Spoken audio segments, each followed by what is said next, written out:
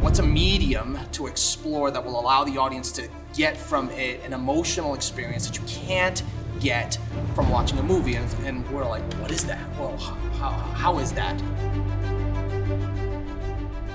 For us, it was exciting to try to come at this from a perspective that had never been done before.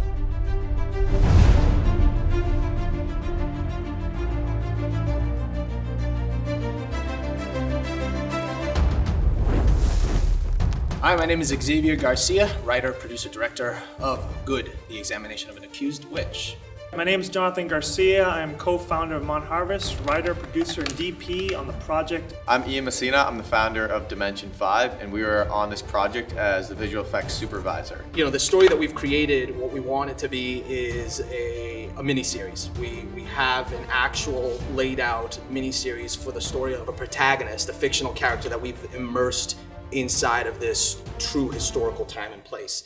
It was them basically taking off their crowns, you know, the authority that's placed upon them in Christ, like taking that off and giving it to the government to handle was the mistake that Christian men did, not the mistake of Christianity. Yeah. We were talking about, you know, just stories that resonate with us, stories that are contemporary, stories that are kind of something like we're seeing today, especially coming out of COVID. You know, there was a lot of just discord, disunion, a lot of pointing fingers. That kind of harkened back to the Salem witch trials, and even when Arthur Miller wrote the play, what he was writing about, you know, and so Jonathan and I were like, let's dig back into that story, because I feel like there's still much that has yet to be told. And I think there's a lot to even learn from that, because it was such a sad time in our history. How do we tell this story, but tell it again differently, that has a bigger, you know, more impactful, because there's so many things that happen that actually caused that moment. Everyone wants to point it to that one thing. Yeah, there was not one event that actually caused for the 1692 Salem witch trials. There was a powder keg of events. Nothing but a craven. Enough! Joseph, we will take care of this. I will take care of this. William, what have you to say? That is my wife. And if she's not a witch now, she will be one very soon. Nailed it. Let's try that one more time. Yes, this is a phenomenal story and a great show, but we also want the audience to be educated. So when Jonathan and I started discussing how to give the audience an immersive, almost even educational perspective of this, I guess, little explored story, or at least from a holistic perspective where we're looking into the lives of all of the people involved, not just in the town, but surrounding towns, and even within the wilderness, as far as the First Nations. Arthur Miller, The Crucible, Daniel Day-Lewis, Winona Ryder, it doesn't get any better than that, right? But we were like, yes, it can, because what we can do is tell a true story. Right. And look at it, you know, really granular from the perspective of the relationships inside this town.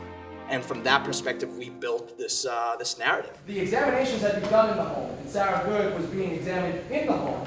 And then she was left in the home because the examinations became, you know, all over. They checked her inside and out, and so they would have... You know, it sounds crazy to be like, yeah, we're chasing witches, but it's like, we got to think about it. Like, people were in that mindset in that moment in time. And so what's great about this story is it's really bringing us back to that era where people, for lack of better terms, they were trying to find a solution for problems that they didn't know were coming from. So they came up with their own solution without, you know, thinking first about what this could affect. Because of the way she treats me. That woman is an enemy to all good.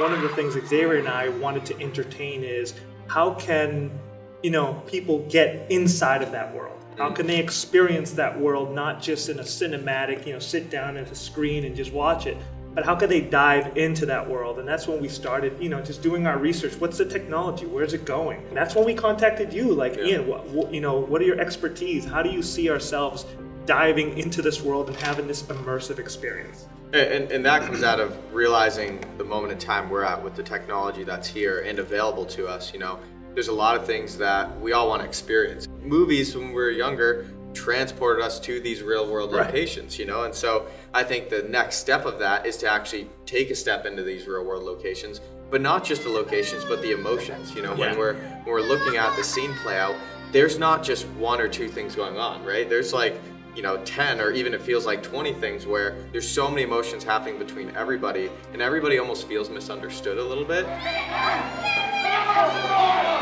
And so it's cool to go back and use the technology to really, you know, pick those certain moments from the actual accused witches to the people sentencing them, to the families that are being destroyed of it. And so it's like really just giving the viewer more information about what it is going on there. And, you know, as a story and with the technology, it gives us some extra thing to really pull people into that moment. If you're in it and you're giving them an emotional information, you're giving them emotional history, they are now gaining a perspective that you can't from a textbook or even from a film. And now they're actively participating in the emotional engagement that you're as an artist presenting. Yeah. And so you're like, here it is. I want you as an artist to feel this way. And so you're putting them in the feelings, if you will. You know, it's like let's try these things that may They'll or may be not so work. emotionally attached to the story.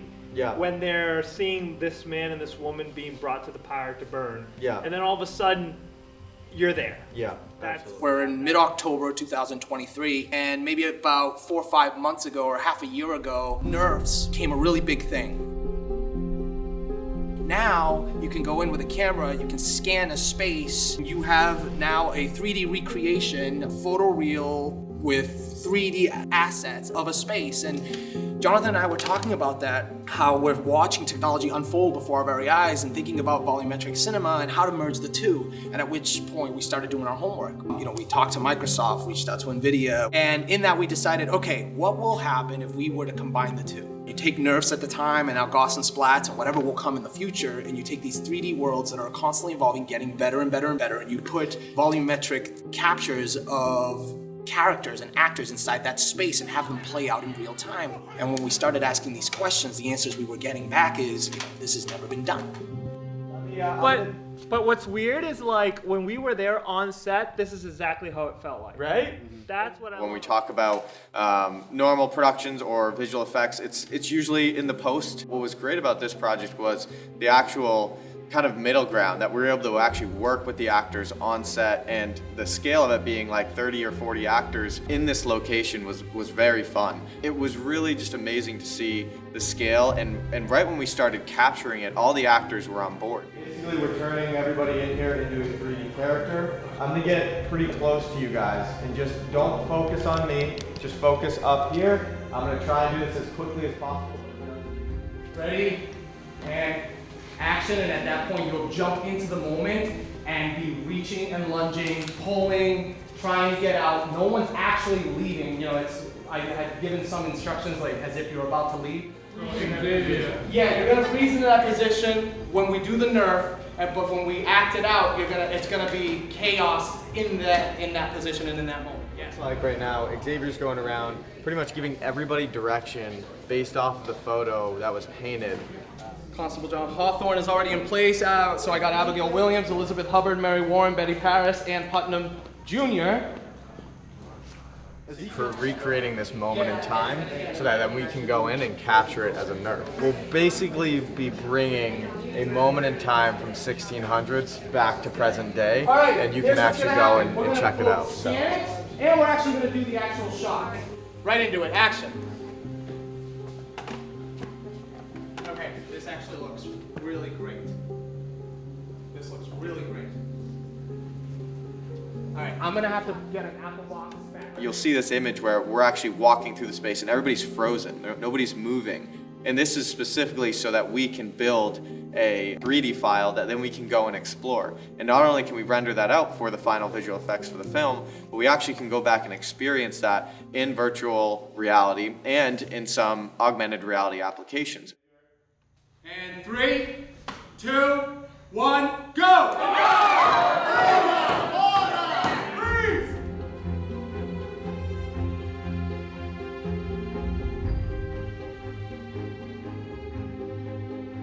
We didn't want it just to be a gimmick either. No. You know? Yeah. It has to be seamlessly sewn into the story. There has to be a purpose for the tools that are being used. Bridge those two. Have them running not all one thing, not all another, but somehow maintain that purist theatrical approach to filmmaking. But give the audience a little bit of that. They have some control as well, and have it be kind of a collaborative process with the audience. We are giving the viewer, the end user, more of a hands-on engagement with the product. She's unarmed! Rein in your passions! When generally you're working with kind of a production schedule, you've got one camera and the camera's only looking in one direction. Now, when we're working with this technology in particular, we're actually scanning this moment in time in and going to be able to teleport or move wherever we want. You have just been sat, there are personal conversations happening everywhere. You are all waiting for Sarah to be brought in. So it's kind of a, We knew that in order for us to pioneer something, we needed to work with top-notch talent that trust us, whom we've worked with a lot, and whom we could trust, because what we were trying to do hadn't been done, and we're asking people, okay, here we go, everyone. In the count of 3, the entire room, 45 actors and background actors, you have to freeze because we're going to do a scan. It was a lot of, wait, what? And Nathan, you're gonna try to find her under the mighty authority of the crown and the church. That's your daughter. Actors that were classically trained, they know the stage, they understand what it means to be immersed in the moment, and it's go time at all times, and there's an audience anywhere. In your traditional black box environment, the camera was pointing at them or not, they needed to be on their A game. Let's stick to this. Mine's right before yours, but Well, no, you say just throw it in. Just throw it in as soon as he says to him, I'll take care of this. Give me that line. enough! We will take care of It was tough, it was a challenge, and so the takes needed to be perfect from every angle. They're not just playing to a camera, they're playing to space. At which point we're now entering Cine-mersion and you can question her. Do you not know that you are hurting and afflicting these children by your witchcraft?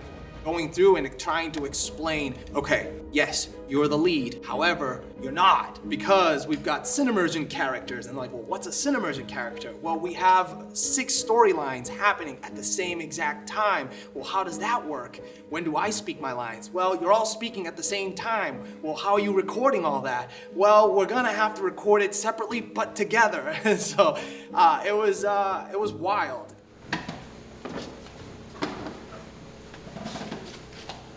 And cut. That was kind of awkward. Do it again? No, do it again. The writing of this was so interesting. Yeah. And we realized, wait a minute, you can't have a lead protagonist. At that point, when you give the audience the ability to move through the space freely, everyone becomes a protagonist. Everyone becomes a lead. So you have to have lines for every single one of those background actors because they are all potential viewing points. And so we had to write scripts for every single person inside that space. And so we had 45 actors.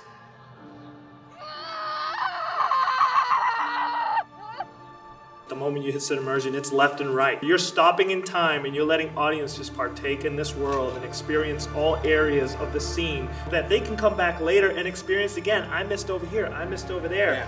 As the movie is going in real time. And I think that is the key.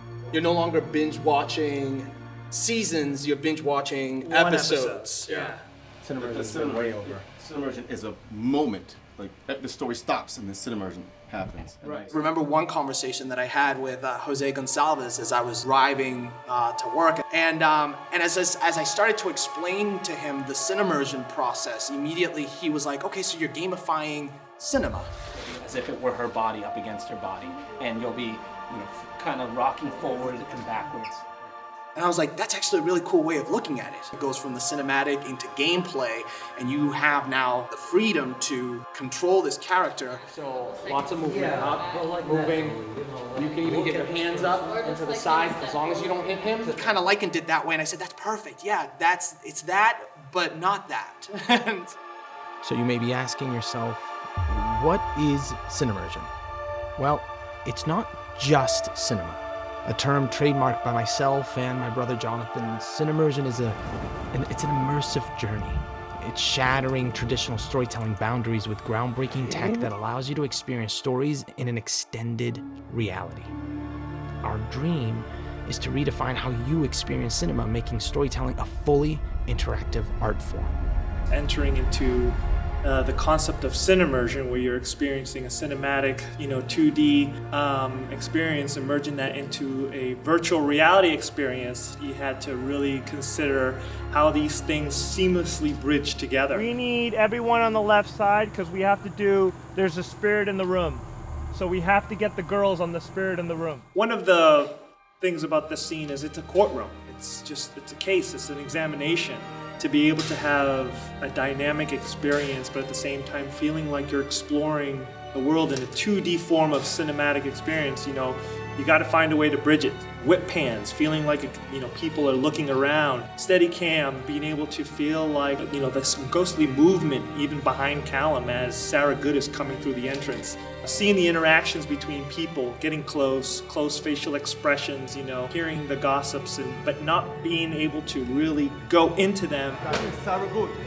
But feeling like almost like you're inside in the experience. And so filming that and preparing those shots to then later on having just this wide shot of everything that's going on and knowing that that has to blend perfectly. We want to tell a story, and we want to tell an excellent story, but we want to give the audience something more than just, here, be passive. Let's explore all of the events that created for this powder keg and give the audience the opportunity for themselves as they're living out these events to make their own decisions about, okay, I now know what happened emotionally, but also textbook, I know what happened. As a viewer, you're able to kind of look into different pockets of the story and decide what it is that you want to see and what it is you want to learn more about. And especially the Salem witch trials, because it's so vague and what happened and what didn't happen, we're able to really step into the shoes of these people and experience as it was in that moment in time. Along with the traditional cinematic approach to film, we also wanted them, whether it's through phone, tablet, computer, or even smart TV, for them to have the ability to scroll, swipe, and zoom through the story. What we have now is what you can create, at least with where the technology is at this point. And I think for us, it was just exciting to be able to merge two mediums. It's like you've got sculpting and painting happening at the same exact time. For us, that was exciting. Why these accusations on your wife, Sarah, Mr. Good? Because of the way she treats me. That woman is an enemy to all good.